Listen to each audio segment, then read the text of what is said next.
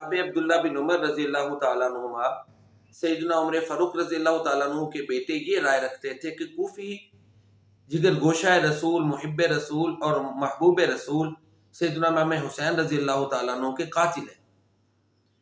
ایک مرتبہ ایک کوفی نے ان سے پوچھا کہ کیا حالت احرام میں مکھی مارنا جائز ہے، اور اگر کوئی مار دے تو اس کا کتنا کفارہ ہے؟ یعنی ایک آدمی حج کا لباس پہنے ہوئے ہے، ظاہر حج کا لباس پہن کر پابندیاں عائد ہو جاتی ہیں، تو اس نے یہ پوچھا کہ کیا حالت احرام میں مکھی مارنا جرم ہے؟ اگر جرم ہے تو اس کا کیا تاوان اور جرمانہ ہے؟ یہ سوال کرنے والا کوفی تھا، کوفہ سے تعلق رکھتا تھا۔ سیدنا عبداللہ بن عمر رضی اللہ تعالیٰ عنہ کہتے ہیں کہ دیکھو اس کی طرف، ایک مکھی کے بارے میں پوچھتا ہے، اور یہ وہ لوگ ہیں کہ جنہوں نے سیدنا حسین رضی اللہ تعالیٰ عنہ کو شہید کر دیا۔ اور سیدنا حسین کون؟ جو کہ ریحانۃ الرسول صلی اللہ علیہ وسلم ہے۔ ان کے بارے میں اللہ کے نبی فرماتے تھے کہ حسن و حسین رضی اللہ تعالیٰ عنہما دنیا میں میرے دو پھول ہیں۔ کون حسین؟ روح زمن حسین۔ کون حسین؟ روح چمن حسین۔ کون حسین؟ جگر گوشہ رسول حسین۔ کون حسین؟ محب رسول حسین۔ کون حسین؟ محبوب رسول حسین۔ کون حسین؟ محب باری تعالی حسین۔ کون حسین؟ محبوب باری تعالی حسین۔ کون حسین؟ شرط ایمان مومنہ حسین۔ کون حسین؟ اللہ اکبر، ریحانۃ الرسول حسین۔ کون حسین؟ ہر مومن کے دل کی دھڑکن حسین رضی اللہ تعالیٰ عنہ۔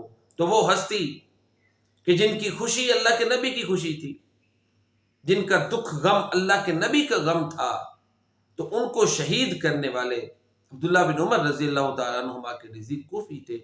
یہ زیادہ ذمہ دار تھے، یہ اصل ذمہ دار تھے۔ جب دعوت دی تھی، بلایا تھا، تو پھر پروٹیکشن کیوں نہیں کی؟ حق کیوں نہیں ادا کیا؟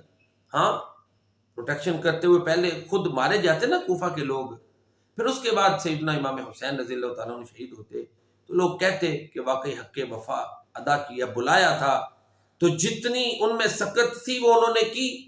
تو کوشچن مارک تو بنتا ہے نا کہ انہوں نے، کوفیوں نے کیا کردار ادا کیا؟ تو بہرحال یہ عبداللہ بن عمر رضی اللہ تعالیٰ عنہ کی رائے ہے۔ اور پھر میں یہی عرض کروں گا کہ اگر ہم نجات چاہتے ہیں تو سیدنا امام حسین رضی اللہ تعالیٰ عنہ کی سیرت کو اپنانے کی ضرورت ہے۔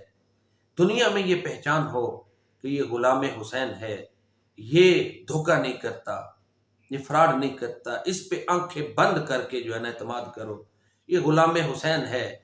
اگر کاروباری لین دین میں اس سے پالا پڑتا ہے تو یہ دیانت کا مجسمہ ہے، دیانت کا پیکر ہے۔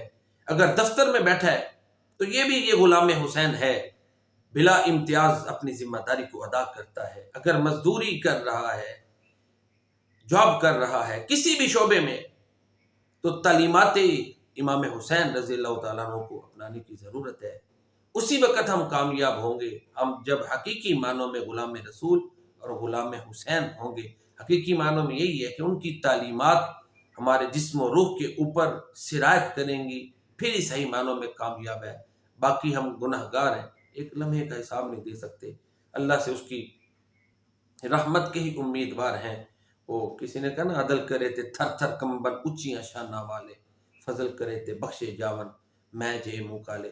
ہمیں اللہ تعالیٰ تعلیمات اہل بیت کو اپنانے کی توفیق عطا فرمائے۔ وما علینا الا البلاغ۔